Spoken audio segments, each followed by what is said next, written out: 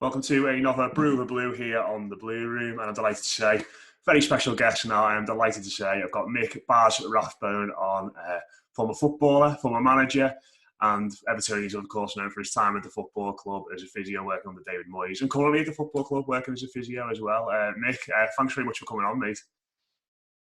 Great, thanks a lot, Matt. Thanks for having me. Thanks for inviting me. As I remarked before, I do notice 10 weeks on, we're getting down the pecking order now, aren't we? We've had kind of class of 84, class of 85.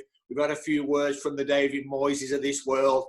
And now sort of 11 weeks on, we're down to like assistant under 23 physio now. So, if anything else tells you how long this process has been going on, the fact I'm sat here now will tell you. I just want to do a bit of a disclaimer there to anyone who's watching or listening to this, because I messaged you probably in January. I said it'd be great to get you on for an interview, for a chat, but obviously the footy was going on then, so you couldn't do it. So I was there first. I wanted to speak to you. What was that? I'm saying that seems so long ago to even talk about football being on and playing and stuff. Unbelievable, mate.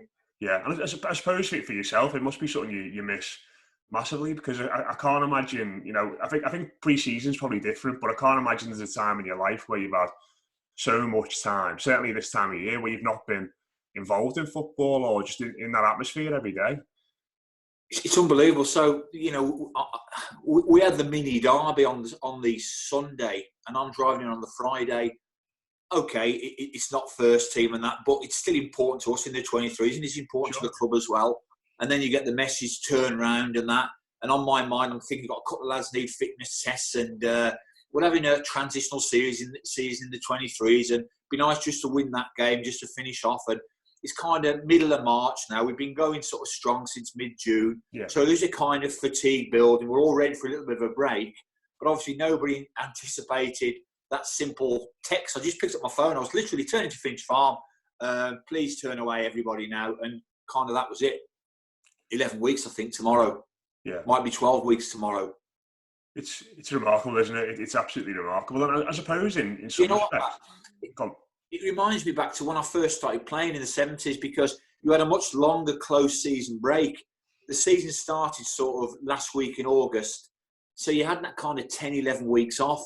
That modern footballers, you may get 5 or 6. So in a funny kind of way, it reminds me of that, because you've gone through I needed a break, recover a little bit. You're now in that phase of absolutely missing it and stuff. Yeah. And I've even been going down the park. Look, I'm 61, mate, but I go down the park and even take the ball down and have a little kick about myself, to keep myself fit for the return. Yeah. And I suppose this is going to sort of, just think about it there and speak to different people involved in football, but this is probably going to change your job forever, twofold, isn't it, in regards to when things get back to normal, because certainly when you get back at Finch Farm, there's going to be social distancing, and you're not going to be able to work with the players on the conditioning and do massages and that sort of thing in that sense.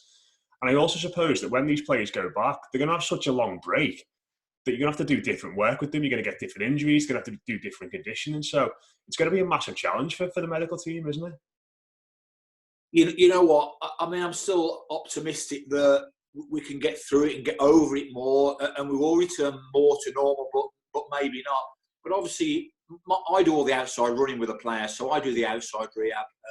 Joe Hinnigan, he tends to do the inside stuff and the outstanding gym work he does with the players and that. So every morning we spend probably the first hour doing the soft tissue stuff. So as you rightly say, that may not happen anytime soon. So that's a big part of your day. You go in, get there for about 9:15, go and see Unzi, go and have a piece of toast, and then bang, 9 till 10 in the medical room. Yeah, fluffing them, I might say. Some people might say crucial soft tissue preparation for training. I might say fluffing them, but we have a great time in there, and we build that kind of atmosphere for the day. We have a good laugh, and everybody kind of comes in and sits around, and Joe and myself, we do all the soft tissue stuff and that. But I guess in the short term, that may not be there. Now, in terms of Joe's job in the gym, can he do it and stay within a social distance? Yes, he probably can. I've stayed so fit. I'm always 2 meters ahead of the players in the running anyway. That won't make any difference at all, will it? So it's just kind of unknown territory, isn't it? Yeah, it's going to change things for everyone. And I mean, in regards to the football club, before we hit record there, you said that obviously because the 23 season stopped, you've not really been doing much remotely in terms of conditioning and exercises at home. I mean, is that the same for the first team? I mean, it won't be the same for the first team, lads, but have you got any idea what sort of stuff they've been doing? Have they been doing Zoom calls? Have they been sort of left to their own devices? From the 23's point of view, Jason, the sports scientist and the senior staff have been right on it all along because we didn't know if and when we were going back. So they've had a programme every week. We've had Zoom calls. We've kind of kept in touch. We've got a couple of lads with knocks and stuff. So we've kept in touch with them. Joe Hinnigan does a sort of Zoom with a long-term injured on a Monday morning.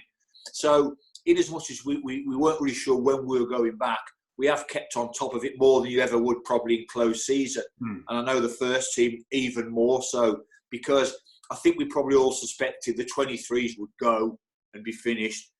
But we all kind of hoped and suspected that the first team would eventually pick up again. So in terms of the first team, they've done it even better, let's say. We've kept them kind of on the rails, our lads and that, but the first team have really been meticulous. I spoke to Danny Donaghy a couple of times, and they've done that support staff have done a fantastic job. They've been on it, all along, giving the programmes out and making sure everybody's okay. So I would say all the clubs have been the same. So hopefully, I know the lads are backing out Finch Farm, aren't they? Hopefully they will be able to pick up pretty soon. But as you say, it's been a long time since players play football. So it's strange because you've got this kind of juxtaposition. Because they've been out so long, we therefore need to get them back quicker to get it played quicker. But that doesn't really work if they've not kicked a ball in anger. And yeah, you can go down to the park and do some strides and a bit of ball work, but you can't really recreate that kind of match situation. So I know there is a little bit of a fear in the medical world that we're going to have this kind of 12 weeks of doing kind of safe running stuff, and then suddenly thrown into a very short space of getting up to speed, so there is a concern about that. But they're exceptional times, Matt, and needs must. And I know the guys at Finch Farm, I know that senior medical staff will be prepared as well as any other Premier League team. I trained Danny myself many years ago, so he'll be fine.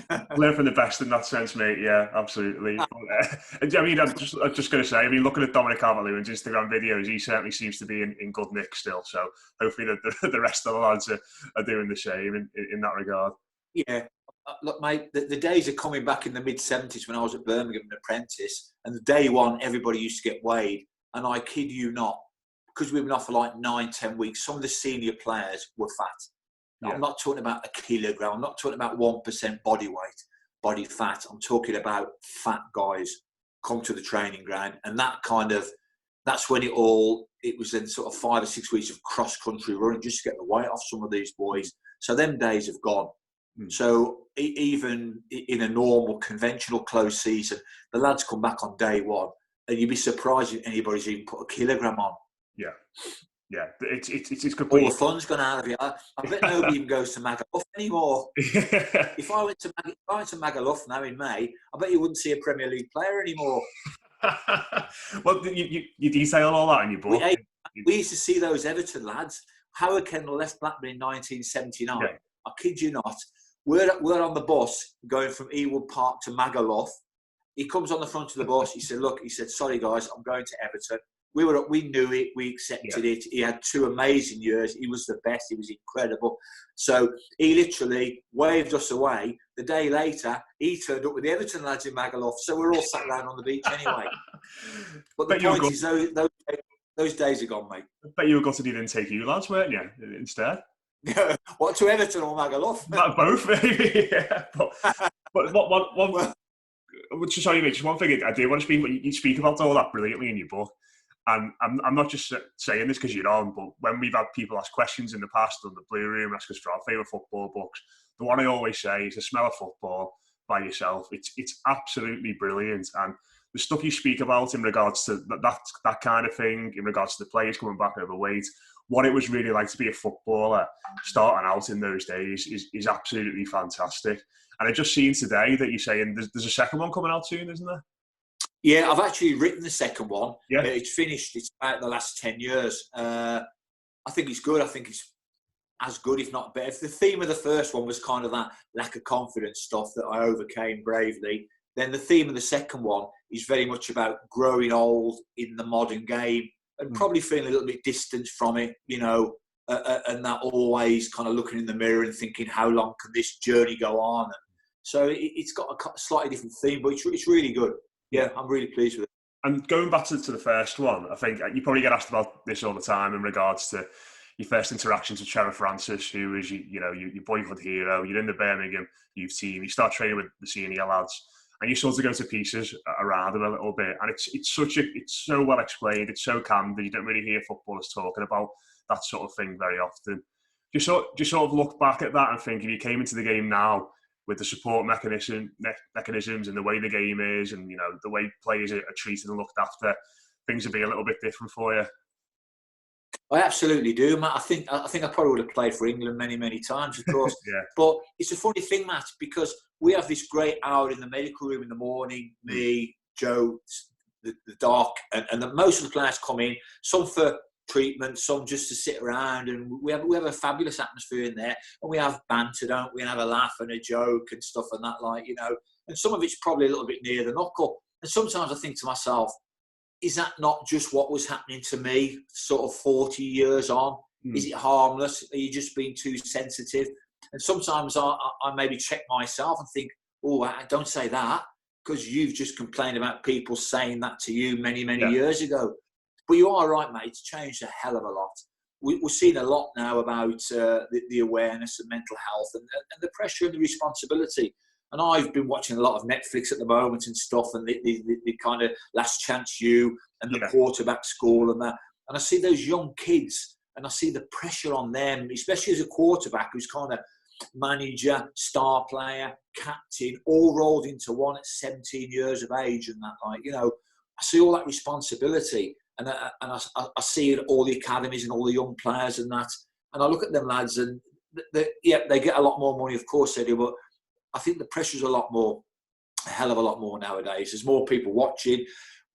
I tell so I go and play for Preston in 1987 down at Southend on a Friday night.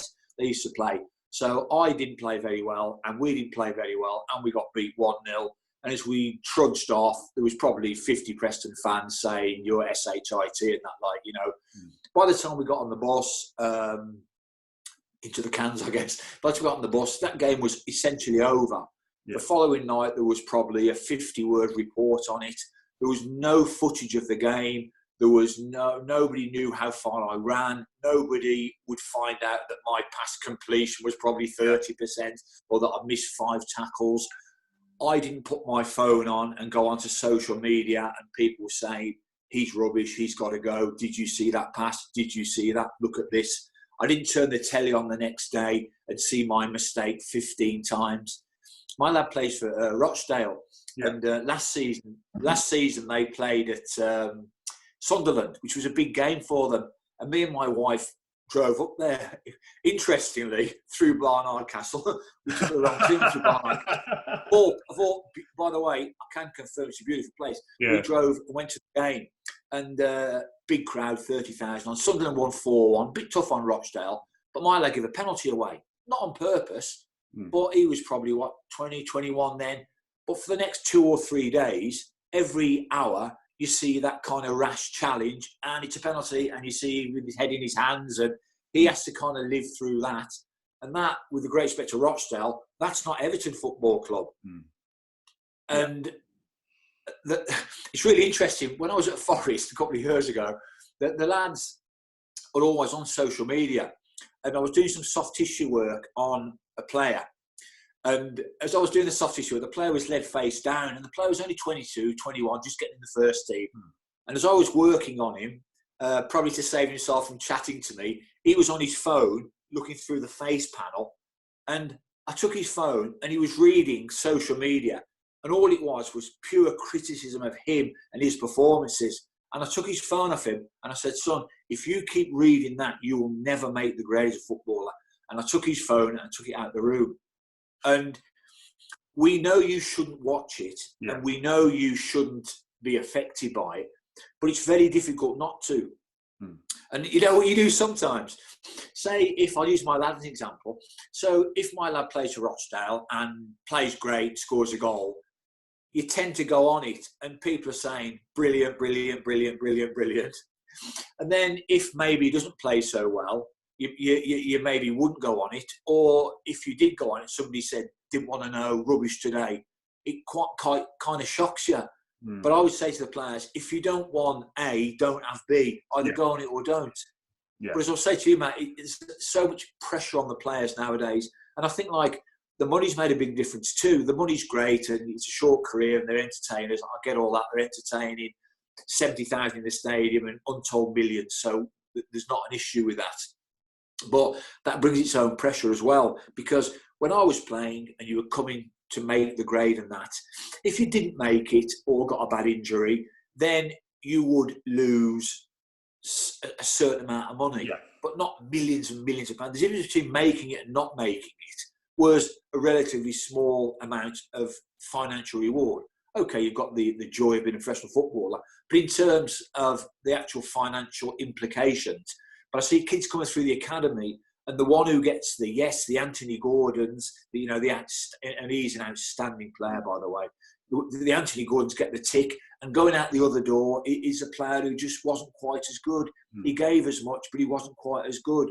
So while the Anthony Gordons go onto that fabulous, rarefied level and all the things that come with it, the other lads going, I guess, down to National League or National League North or I don't know where, and maybe down to the job centre.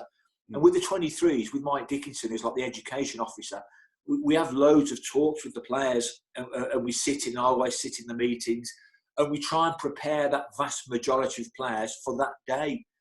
Because for every Anthony Gordon, mental health side is becoming more and more part of your job. Massive, it's the absolute big thing. So for every Anthony, there's 9 non-Anthonys who are going out the other door.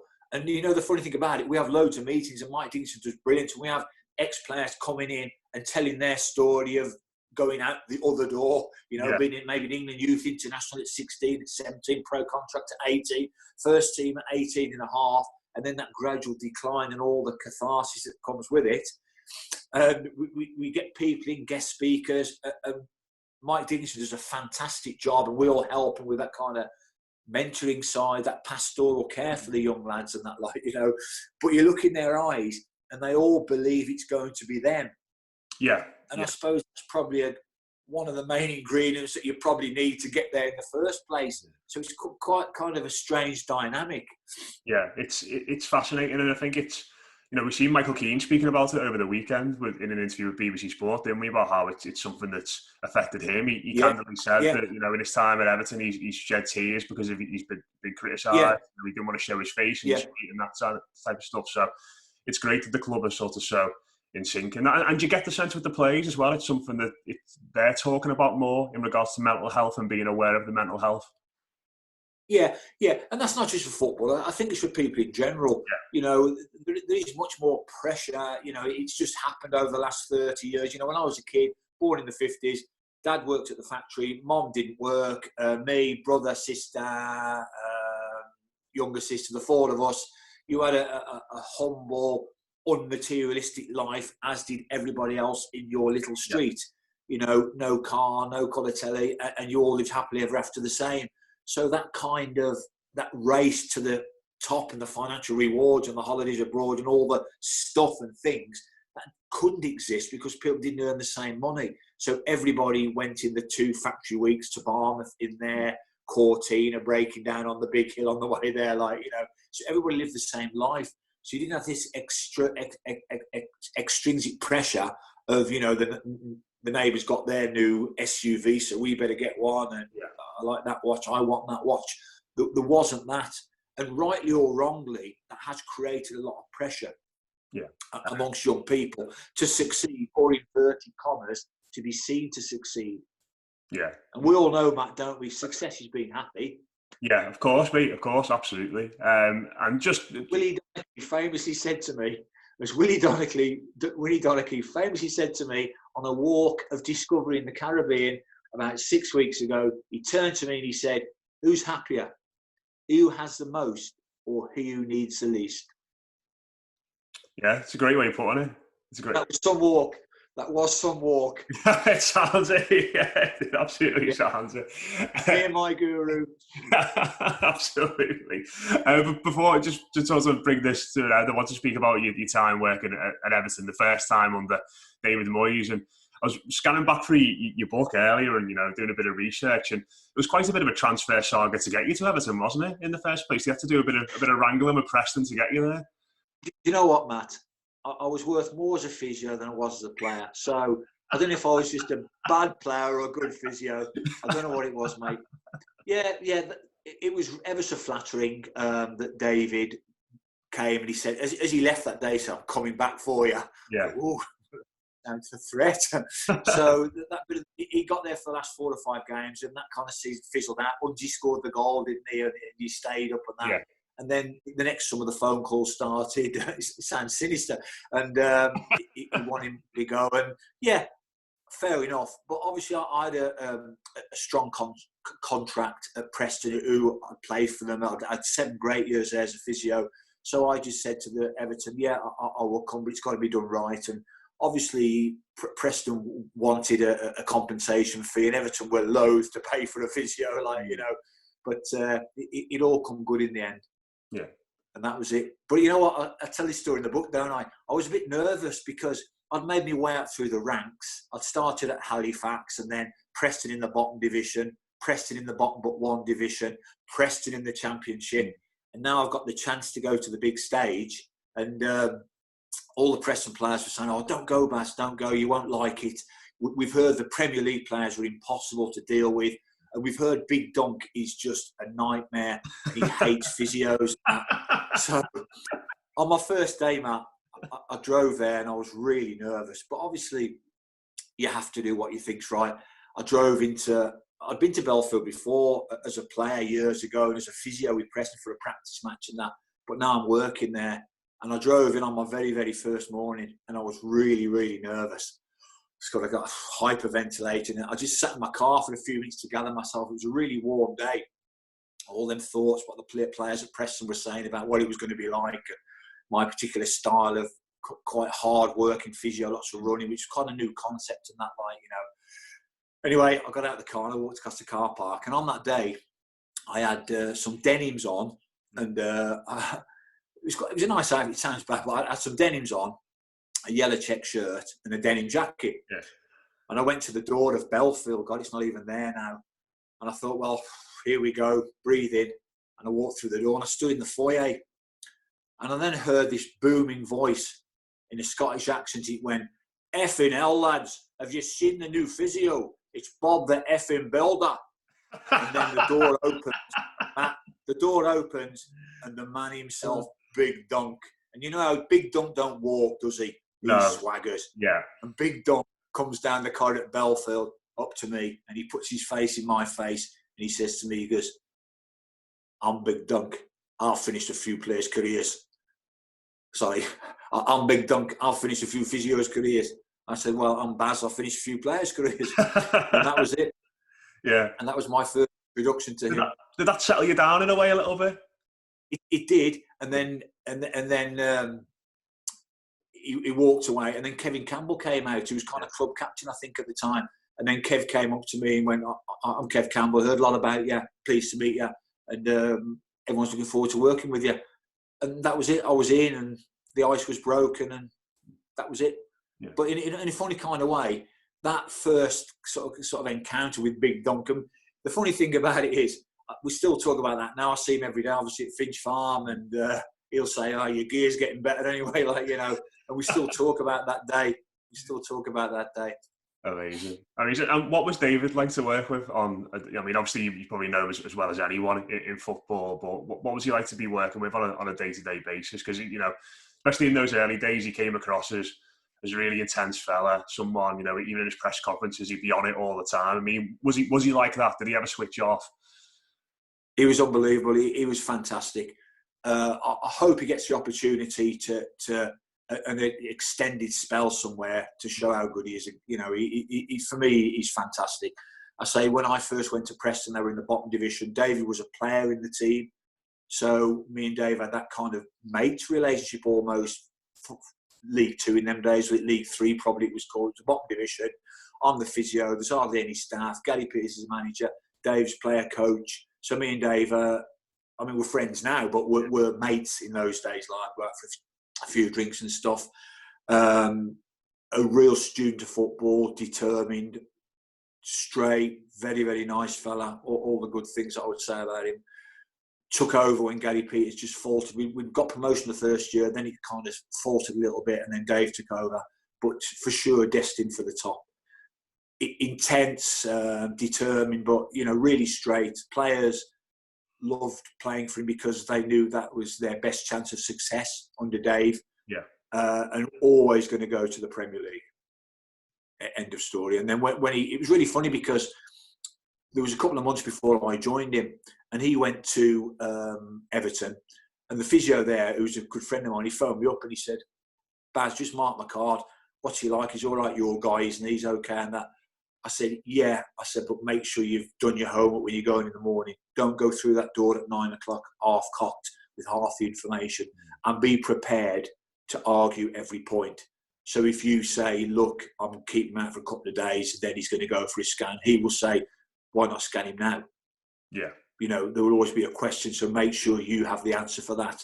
If you go in half-cocked and unprepared, he'll eat you alive." But they were only the standards he expected of himself as well. Yeah. You know, so they were great times. I say, once I got through that corridor and got my kit on, we had light blue training kit in them days. It was that Kedgy on the front. I think it was Puma. And I'll never forget it. I'm at Everton. Oh my God. Honest, Matt, it was... I could honestly hardly breathe when I was walking around the place on the first couple of days. And then when everybody had gone home, it was about 3 o'clock in the afternoon, and we had a little gym at Belfield. And I thought, I'll just do some running on the running machine on my own. And I remember everybody had gone. And I remember in that little tiny gym, there's big mirrors. And I used to do a 10K every afternoon, all the time, just for general long distance running. Yeah. And I remember being on that, right close to the mirror, looking in it. And as I was running my 10K, I remember looking at my light blue top with bits of brown on in them days. They were Kedgy on, Puma and that. And it had MR on my top. And I remember looking at myself in the mirror, and I'm telling you, I couldn't believe that I was essentially head of the medical department at Everton. Yeah. It was almost... It was just a sense of pride, swelled with pride. Pride, I don't want to say disbelief, I'm doing myself out of it. Pride, marvel, humility, I couldn't take my eyes off the badge, my initials on that badge at Everton Football Club. And I'll never forget that first run on that machine in that light blue training kit in them days with the little brown flashes on it was. Yeah. I'll never forget that, thinking, my God, I'm at Everton Football Club. Amazing. Unbelievable. Amazing. Yeah. It's fantastic. And the players were just the same, Matt. The players were just the same. Yeah. They were just like the players in League 2, but just better with nicer cars. They weren't any different. They all got nervous. They all wanted to do well. They all wanted to enjoy themselves. They didn't want to be, they were just human beings. They were just the same kids from the same council estate, but just better at football. Was that a challenge for you, though, in the sense, because I think you speak about this in the book as well, in regards to Duncan having surgery at one point, don't you? In that point, where you sort of, obviously, you're moving into a different environment and you're making these medical decisions, but the consequences are potentially more high profile and more costly in terms of how much they actually cost and player values and that sort of stuff. I mean, was that a challenge for you to get over when making a decision on this player who is Everton's star striker and, a bit of a burly character might need surgery and you've got to go one way or the other? Yeah, I thought it was going to be a much bigger issue. Yeah. But then when I got to Everton, I thought to myself, you can't be like that. You can't treat a £5 million player in them days. You can't treat a £5 million player's thigh strain different to a free transfer player's thigh strain. Yeah. The thigh strain's the thigh strain. You can't keep Wazza out with his thigh strain for 14 weeks in case he breaks down when the guy at Halifax Town's out for 10 days and playing with the strapping on. So you've got to do the job's the job. But I was really lucky because for the first time, you're working in a medical team. So I was always on my own. And then I went to Preston. So I went to Everton. I had my own team. So there was Doc Irving and there was Matt Connery, Danny, who's still there, and Jimmy Comer, the masseur, who's still there. So it was great to have that support. So it wasn't really on me. So the Doc was part-time anyway. So it was me, Matt and Danny, really. So we worked as a perfect democracy. So if I said, look, you know what, I'm going to push him today. If they both said, I wouldn't do that, then I wouldn't have done it. So we had that kind of, the responsibility was on me, but it was deflected a little bit like by that. The funny thing though, Matt, because I used to clip all the nails, do all the massages, played in most of the resi games back at Preston, did all the massage, because I did everything. It was really hard to let go. Yeah. And it was really funny when I went to Everton and like Jimmy Comer was massaging one of the players. I thought, oh, get off. That's my job. But obviously it wasn't mine. It's a different thing now, Matt. Jimmy's job's to massage the players, and I must say I found that really difficult at first to let go of that. And then the chiropodists were coming to do the nails, but I used to do the nails at Preston. I used to pare them down and trim them and that. So it was really weird letting go of that kind of one-man band thing. Yeah. One thing I did want to ask you about just before we wrap up as well, you mentioned him there very briefly, Wayne Rooney, and you sort of said about Anthony Gordon coming through and how you're excited about him and what he can go on to potentially achieve, and there is a bit of a buzz around him. But Wayne, there was buzz about him before he'd even played a minute of first team football. There was talk about him when he was 14, 13 years old at the football club. I mean, do you remember what that was like at the time when he burst onto the scene against Arsenal and scored that goal? And did you feel a sense of responsibility to keep this lad fit and fresh? I'm claiming no credit for Wayne's career, but Matt, it was unbelievable because, I spoke about that kind of nervous rush of going in, that big dunk thing, the MR, the Everton kit. The Wayne thing was a big part of all wrapped up in that same magic as well. And even now, I've been so lucky being in football. I'm 61, I'm still going. I've worked for nearly every club. I was at Forest 2 years ago. This is a Paul Smith T-shirt they bought me when I left, along with some luggage and a watch and that. Strange gift luggage, isn't it? What they're trying to say. But, I've been so lucky, Matt, so lucky. But when I think back to that, going there just at the emergence of Wayne, it was unbelievable. And yes, you could tell in training, he was so quick. It just everything. And some days I'd take my son in, who was probably 8, would he be then? 8. And Wazza would get him and play football with him and stuff. And I think, God, Oliver still remembers that. And when Milo went to Man U as well, and Wayne was there, and they used to talk about that at Man United when Oliver used to come in and play football with him. But if I could pinpoint in my career, it'd be so difficult, Matt. But like the top most magical things that you experience, absolutely, it was probably that goal. And surrounding that goal in the games before, every time the ball went to Wayne, everybody stood up. And I can kind of, if I close my eyes, I can remember that. It went silent, the stadium. Every single person stood up. And I was there to experience that. So I've been so lucky, mate. What was it about him that when he first started training with the first team and stuff that was that swagger he had? Yeah, but it was and wasn't that, because he's such a nice guy. He's I don't know if people get that about him. He's a really nice bloke, you know what I mean? Yeah, when he loses his temper, he can be angry and hot-headed like everybody can. But he's a really nice bloke, I don't know if people get that about him. I think his friends do. I think, obviously his family do, his friends, and people close to him have got the highest regard for him as a bloke. He's a really good guy. It was his sheer ability, and obviously you're tempering that with the fact he's 16. But the sheer walking onto that training pitch and just being head and shoulders, and just some of the stuff he used to do in training, and you think, God, this kid's 16. I think it was that. But it was a magical time at Everton, because Moyes had gone in. They survived that kind of 2 or 3 years of this year, anytime. They can't keep pulling it out of the fire at 10-5 on the last day. They're going to go.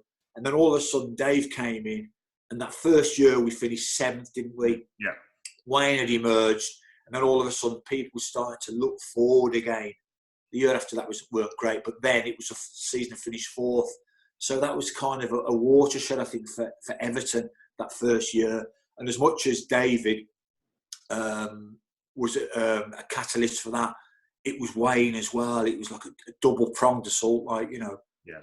Me as well, triple-pronged. Of course, mate. You had all the players dead fit. You know? but it was the perfect fit, the two of them. You know, a brilliant, strong manager and a brilliant player coming through at the same time. And I remember every time we used to go to a home game, somebody sprayed on the wall outside Goodison, Moyes and Rooney, the future. Yeah. You know, so it always stuck in my mind anyway. It's interesting you say that, because I think it's often sort of, when people talk about them two together, it's sort of spoken about that they didn't have the best relationship in that regard. You know, I think there are a few times they were maybe at loggerheads with certain things. There's obviously a bit of talk about Wayne's agents and his contract and that sort of stuff. I mean, did they rush up against each other sometimes? No, sorry to say, don't know the truth, but they have a good story. Yeah, they had a professional relationship. I don't think they probably, you know, the manager don't go to Starbucks with the players. The players thought the world of Dave. They thought the world of him. He was such a good manager. He was, you know, good managers are difficult managers, and they extract the best out of every player. And in the doing so of that, people, you know, curse and cuss and that. But that's just off in the heat of the moment. Stuff like, you know, Wayne and Dave got on great, and you know, I mean, I'm not privy to everything that went on, but they got on great. I never saw them have any issues at all. You know, Dave got on well. The players, I say, really liked Dave. They liked him. And when the word like encompasses that professional like, where you know this guy's a brilliant manager and this guy's going to get the best out of me. And if you look at some of those players, I would say they had their probably best years of their career. I know that Lee Cars and Kev Kilban, who are good friends of mine, actually, we've broached that professional divide with friends and that. I know they will both certainly say that, you know, they had their best years under Dave and that, and they would speak only highly of him, as would TC and players like that. So everybody thought the world of Dave. Now, in any dynamic where, you know, there's mistakes and there's training and there's, you know, professional sport, of course there's going to be hard words spoken. But it was a fabulous, with Dave, what was it? I had 8 years there. It was a fabulous time, and it was a magical time to be there. And the team spirit on and off the pitch was second to none. It was amazing. Yeah, I think that's the thing people say, that while there were disagreements and there were heated exchanges, the more you sort of... It would be weird if there weren't any of them, wouldn't it? Of course, it would be ever so unhealthy, wouldn't it? Yeah, but the players we've spoken to said he cultivated an atmosphere where that was okay, where you could sort of have those exchange of views, and it wouldn't linger beyond, you know, an hour or so after the game. You could go into training the next day and things would be fine. Everybody would be back in sync and back on the job at hand. And I think to do that, it's a testament to the job he did at Everton, really. Absolutely. It was unbelievable for stuff like that. And I've been worked for so many managers now, God, but in that 15 minutes at half time, he was the best I ever saw. Unbelievable. So what would happen? We go up the tunnel at Goodison. I go into the big dressing room, make sure everyone's okay. Dave, Taffy, Lummy, obviously Alan Irving, then Randy, they go into the adjacent coach's room. Taffy would come down from the stand and give a quick resume from above, a slightly better view, and have a quick meeting. I just tend to the players, me, Matt and Danny and Jimmy and that, like, you know, give them a drink quickly, like, you know, that was kind of a bit before Sports Science came in. And then Dave would come in, and then he would, if things weren't going well, he would immediately go into the players if he weren't happy with the level of performance and that, like, you know, tending to pick the big hitters. He'd never go into the young players. Okay. And he'd be quick, he'd be hard on them, and he'd tell them that. So if it was necessary and things weren't going well, he told them, he told the big hitters straight to their faces, no issues and that, like, you know, players never came back with anything because he was always right and that. But then I see a lot of managers now, they just shout at the players and that. So David going, there'd be that kind of bloodletting, if you want. He'd go into the players you weren't happy with, and then he'd tell them, right, this is what we can do to change the game. So he had that kind of juxtaposition in the bloodletting, the telling players exactly where they stood. Now, this is what we're going to do. Then really good objective information will be the second third of the meeting. Then the last 5 minutes, all of us get round the players. Hey, come on, we can turn this round. We can turn this round. And many times in my first couple of years, I seem to remember Rads scoring in the 94th minute. And Southampton, yeah. So that half time had like 3 components that kind of, into the players, frank, honest, eyeball to eyeball evaluation of their performances, then that kind of objective, critical information to turn around this result, and then finally that, come on lads, we're all in together, blah, blah, blah. So I worked with some top managers, but with Dave in them 15 minutes, he was the best I've ever worked with. Wonderful. Great memories. Mick, it's been fantastic having you on. Really enjoyed it, mate. We've got great. I usually say to people we do 20 minutes on these, but we think we've gone up to 40 there, just sat listening to you chatting away. It'll be wonderful to get you... I'm going home under the hammer. No, I'm not. It'll be wonderful to get you back on to talk about Smell of Football 2 at some point when that goes to publish. Yeah, I'll be too famous then. I'll be too rich and famous. Probably be living somewhere else. I won't be able to come on, so I'm sorry. Fair enough, mate. No, but I've really enjoyed it. Thank you. No problem. It's been wonderful to have you on. And fingers crossed you'll be back at Finch Farm soon. And we'll see the team doing well. See the other 23s doing well. I've really missed it. It's a special place. And I was so lucky, Matt. I worked there for 8 years. Then I left. And then I worked for loads of different clubs. I worked for international teams. And you never think, who gets to go back to Finch Farm? And I got to go back to Finch Farm and put that shirt on again. So there's me, doubly lucky. Brilliant stuff. Thanks very much to Mick for coming on.